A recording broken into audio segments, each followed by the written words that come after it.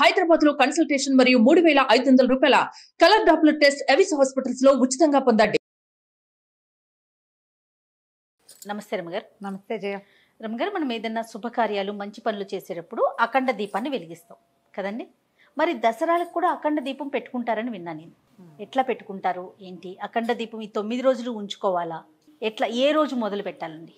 ఉంచుకోవాలా అంటే నీ విధానాన్ని బట్టి జయ. మనం శుభకార్యాలంటే ఏదైనా సత్యనారాయణ వ్రతం చేసినప్పుడు, గృహప్రవేశం చేసినప్పుడు వెంకటేశ్వర దీపారాధన అని అఖండం పెడతాం. రమగారు, పెళ్లికి కూడా, పెళ్లిళ్ళకి ముందు వెలిగించుకుంటాం. పెళ్లిళ్ళల్లో కూడా చెప్తున్నా అదే. ఈ పెళ్లిళ్ళల్లో కూడా ముందే మనం ఇది పెడతాం కదా, గౌరీ పూజకి వాటికి ముందు మొత్తం వివాహ శుభకార్యం మొత్తం అంతా అయ్యే వరకు ఆ దీపం అలాగే ఉజ్వలంగా వెలుగుతూ ఉండాలి. దాన్ని చూసుకుంటూ ఉంటారు. అది కొందరి ఇళ్లలోనే ఉంటుంది, అన్ని చోట్ల ఉండదు. కానీ ఈ వెంకటేశ్వర దీపారాధన చేయటాలు ఇవన్నీ చాలా చోట్ల ఉంటాయి. ఇప్పుడు మనం గణేష్ నవరాత్రులు చేస్తాం కదా, అప్పుడు కూడా ముందుగానే పెట్టుకుంటాం. దీక్షలు పట్టినప్పుడు 9 రోజుల దీక్షగా మనం చేసుకునేటప్పుడు ఈ 9 రోజుల పాటు నిరంతరాయంగా వెలిగే ఒక దీపాన్ని అఖండ దీపము అంటారు. 9 రోజులు పెట్టుకుంటాం. అదేదో చిన్న ప్రమిద కాకుండా పెద్దది వేసి, ఇత్తడి పాత్ర అయినా, ఇత్తడి సిబ్బి లాంటి దాంట్లో, లేకపోతే మట్టి మూకుడులోనో ఒక పెద్ద ఒత్తి వేసి బాగా నిండుగా నూనె పోసి ఉంచుకుంటారు. మధ్యాహ్నాలు కూడా అది కొడి కట్టకుండా చూసుకుంటారు. ఆ కొడి కట్టినప్పుడు ఆ నూనె పోస్తాము. కొడి కొంచెం విదిల్చి మళ్ళీ కొంచెం, అంటే అది అంతా నల్లబడిపోతుంటుంది, జ్వాల కిందకు వచ్చేస్తుంది.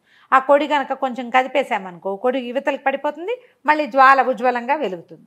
ఇలా పెట్టుకుంటారు. ఈ పెట్టుకోవటం తిరుమల వెళ్ళేటప్పుడు కూడా దీపం పెట్టుకుని వెళ్తారట కదా. తిరుమల వెళ్ళేటప్పుడు ఏదైనా యాత్ర మనం ఇలాగా మొక్కుకుని వెళ్తాం కదా, అప్పుడు ఇల్లంతా శుభ్రం చేసుకుని కాస్త పిండి వంటలు అవి చేసుకుని వెంకటేశ్వర దీపారాధన చేసి, ఈ దీపారాధనని అఖండాన్ని మలగకుండా చూడ్డానికి ఇంట్లో ఒక బంధువు కుటుంబాన్ని ఉంచి, ఇప్పుడు ఎక్కడ ఇది వరకు వెళ్ళేవాళ్ళు చేయ. ఇప్పుడు అట్లా ఎవరైనా చేస్తున్నారని నేను అనుకోను. పల్లెటూళ్ళలో ఎక్కడైనా మొక్కుగా ఉన్న కుటుంబాల్లో చాలా తక్కువ. నాకు అదే అనిపిస్తుంది. ఇప్పుడు తిరుపతి వెళ్ళటం అంటే వెళ్ళి వచ్చేసరికి ఎంత లేదకుండా 3 రోజులు అవుతుంది. 3 రోజులు ఎవరు చూసుకుంటారు? ఇది వరకు చూసేవాళ్ళు. ఇది వరకు మీరు అన్నట్టు బంధువులు ఉంచుకునేవాళ్ళు. అట్లా వీళ్ళ ఇంట్లో వాళ్ళు చూసేవాళ్ళు, వాళ్ళ ఇంట్లో వీళ్ళు చూసేవాళ్ళు. అలా చేసేవాళ్ళం.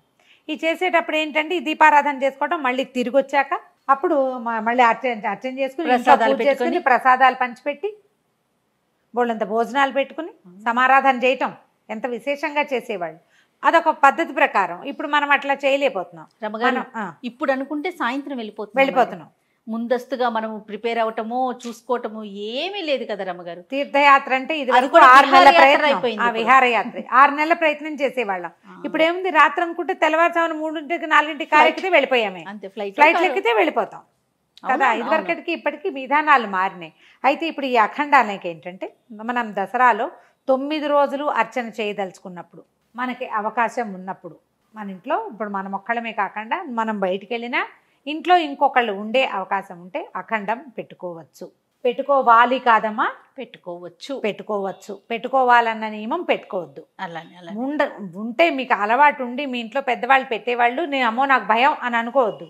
ఎవరైనా ఒకళ్ళు ఉంటే సరిపోతుంది, మనమే చేసుకోవచ్చు. అయితే ఈ అఖండ దీపారాధనకి ఏంటంటే, భోజనం చేసిన తర్వాత అప్పుడు కొడి మలపకూడదు, చేయకూడదు.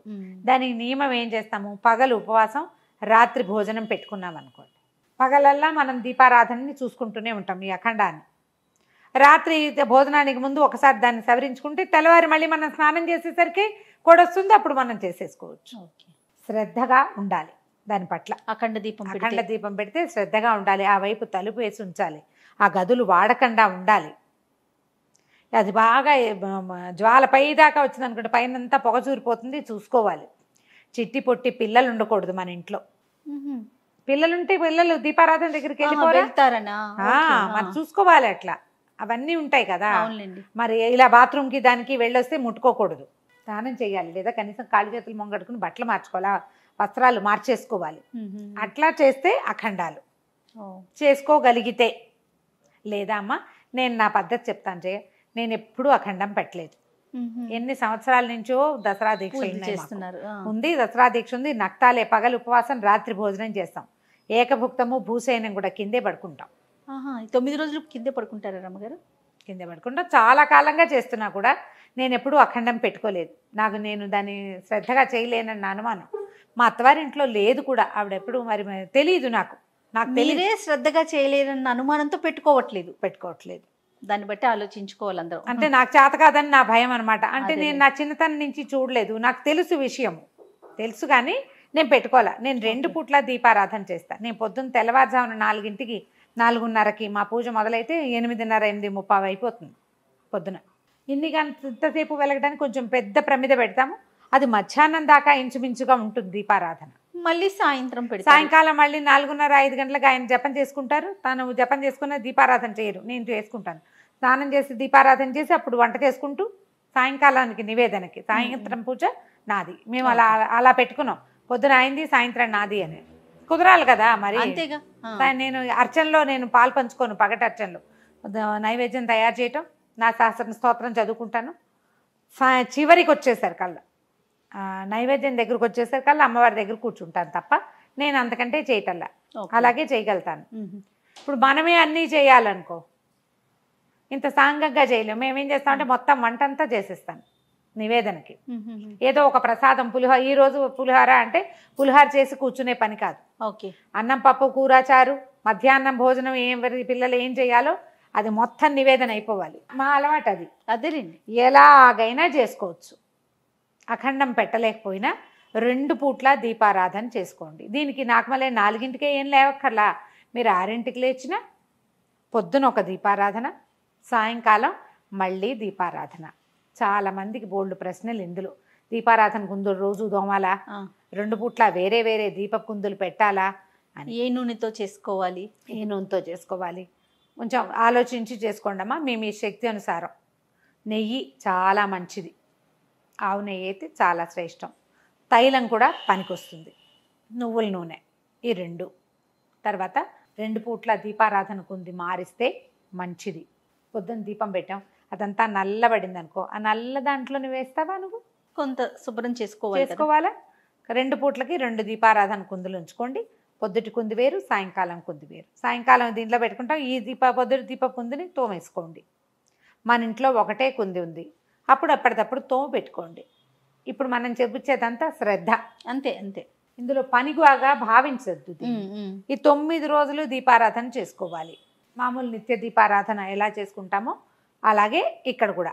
ఇప్పుడు అఖండ దీపం పెట్టుకున్నప్పుడు రమ్మగారు ఏదైనా ఇబ్బంది వచ్చింది అనుకోండి, అప్పుడు ఏంటంటే ఎట్లా? దండం పెట్టడమేనమ్మా, అంతే. ఆ ఇబ్బంది వస్తుందని నేను పెట్టిన నా సంగతి చెప్తున్నా కదా. ఏ ఇబ్బంది వస్తుందో అది అక్కడ వదిలేయాల్సి వస్తుందేమో, దానికోసం ఇంకో మనిషి ఎవరు లేరు, ఆడ మనిషి మా ఇంట్లో కదా సమస్య. నా ప్రాబ్లం అది కదా, మా ఇంట్లో ఇంకొక ఆడ మనిషి లేరు. అవును, నేను అది ఆలోచించుకోవాలి కదా. నాకే ఏదైనా ఇబ్బంది రావచ్చు, ఏదైనా జరగచ్చు, అప్పుడు నేను నేనేం చేయను. ఆ భయానికి నేను పెట్టను. నువ్వు అలా ఎందుకు కీడు శంకించాలి, మనసుతో ధైర్యంగా పెట్టు, అలాంటివి చాలామంది చెప్పారు, కానీ మీకు ధైర్యం రావట్లా. నా వరకు రాలేదు ఇప్పటిదాకా. ఇంకా నేను ఇబ్బంది వ్యవహారాల్లోనే ఉన్నాను కాబట్టి నేను మాత్రం పెట్టుకోలేదు, చేయట్లేదు, ఎప్పుడు దాన్ని ఎంకరేజ్ చేయలేదు మా ఇంట్లో కూడా.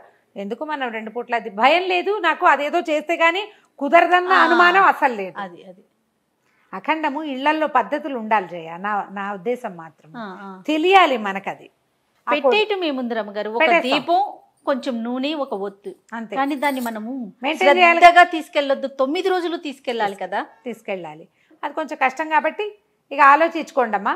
కానీ 2 పూట్ల దీపారాధన చేయండి. ధూప దీప నైవేద్యాలు ఇవి 3 మన దగ్గర రోజువారీ పువ్వులతోటి అర్చన చేసుకోవటం. నమస్తే. నమస్తే జయ.